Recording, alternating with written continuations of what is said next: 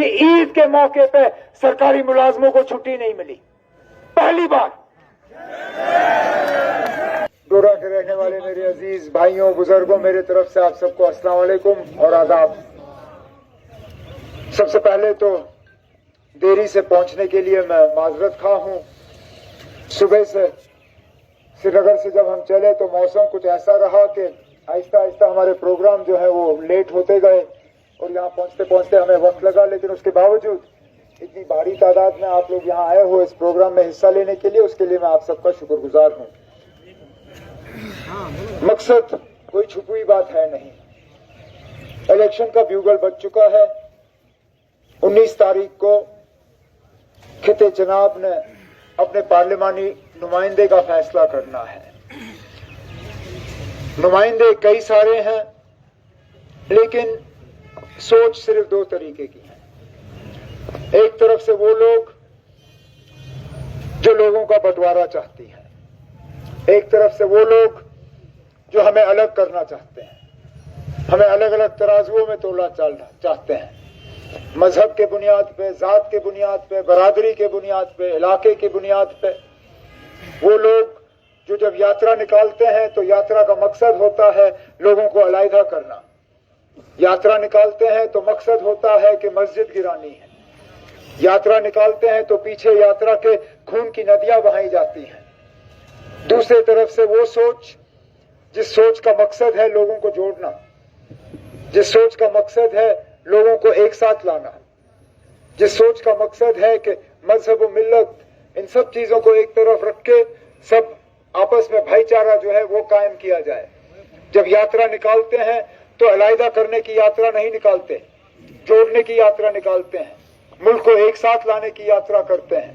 कोशिश करते हैं कि हम सब जो है मिल बैठ के तरक्की का जो है एक हिस्सा बने। यही दो सोच है इस मैदान में। अब फैसला लोगों ने यह करना है कि वो किस सोच के साथ चलना चाहते हैं। कहने के लिए तो बहुत सारी बातें होती हैं। हमारे जो यहाँ 10 साल पार्लिमानी मेंबर रहे, उन्होंने क्या किया क्या नहीं किया वो आप सबके सामने है।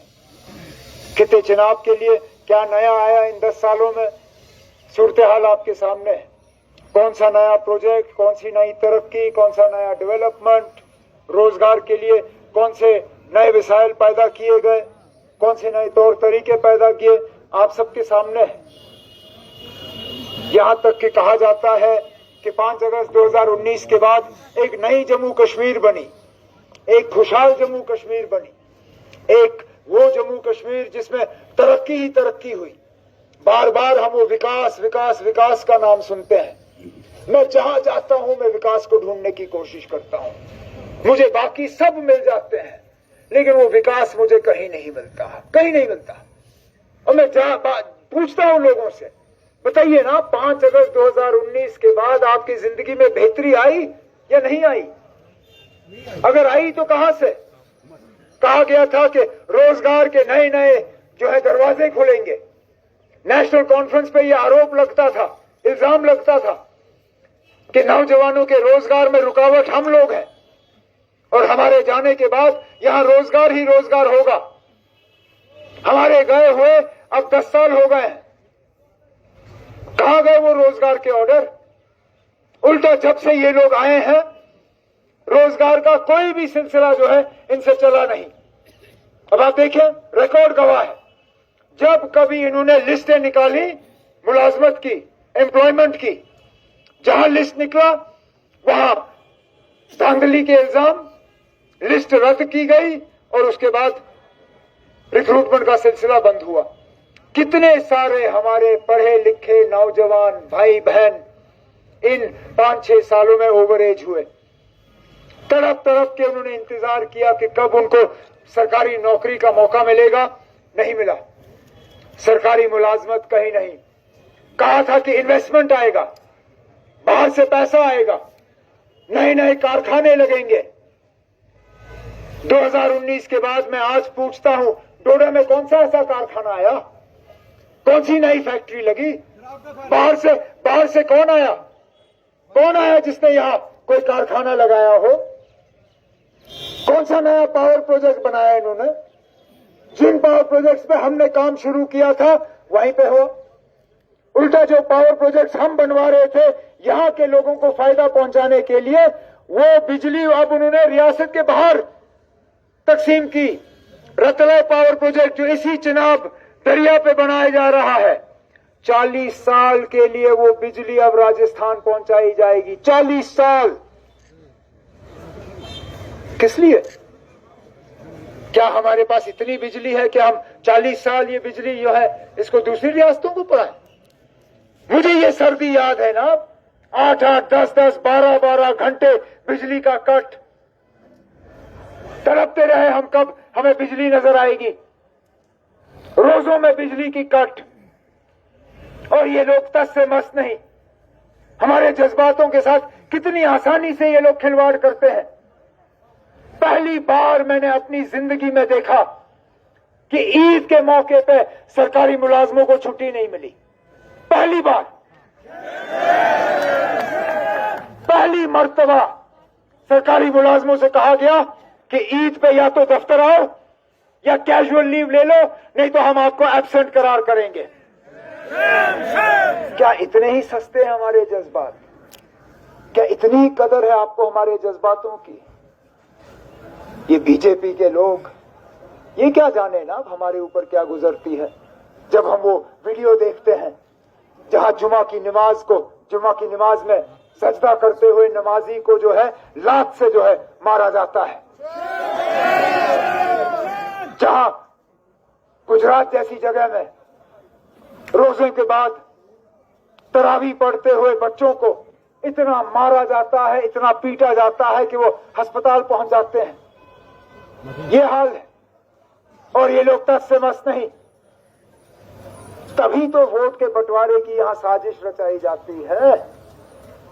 इसलिए मैंने कहा उम्मीदवार बहुत हैं, लेकिन सोच सिर्फ 2 तरह की है।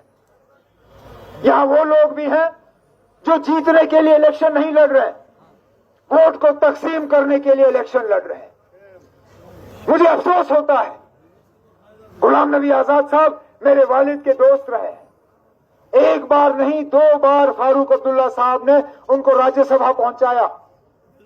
मैं खुद उनके घर, चुप करो ना, इसको चुप कराओ ना, चुप करो ना। कितनी बार मैंने उनके घर खाना खाया। इस मुल्क के सबसे ज्यादा बड़े मुसलमान लीडरों में जाना जाते थे। कौन सा ओहदा था जो कांग्रेस ने उन्हें नहीं दिया?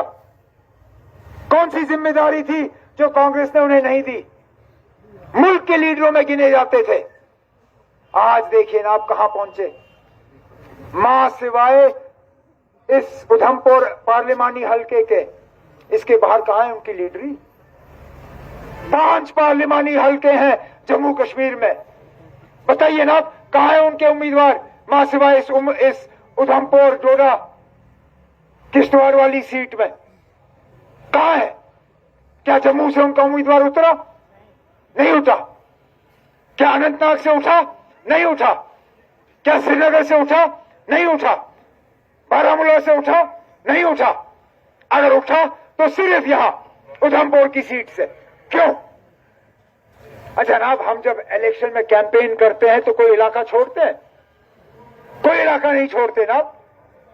मैंने इलेक्शन लड़े हैं। ये देखिए, कहने के लिए तो पूरे उधमपुर के उम्मीदवार हैं, लेकिन मां सिवाय ये चिनाब वादी के इनका कैंपेन गया कहां?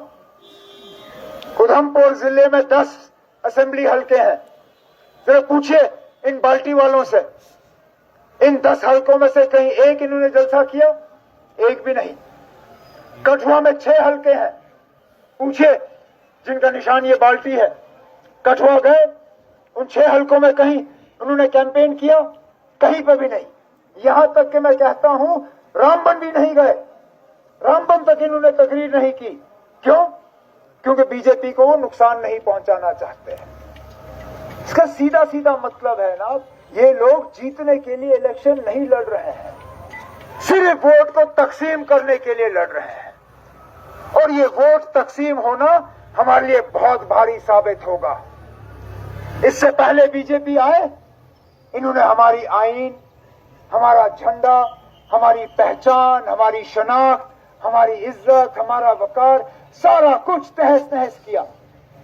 इस बार आएंगे, पता नहीं मुल्क के आईन को क्या करेंगे, क्या करेंगे पता नहीं आता। और ये ना, अगर हमने आज गलती की, अगले 5 साल तक हम उस गलती को दुरुस्त नहीं कर पाएंगे।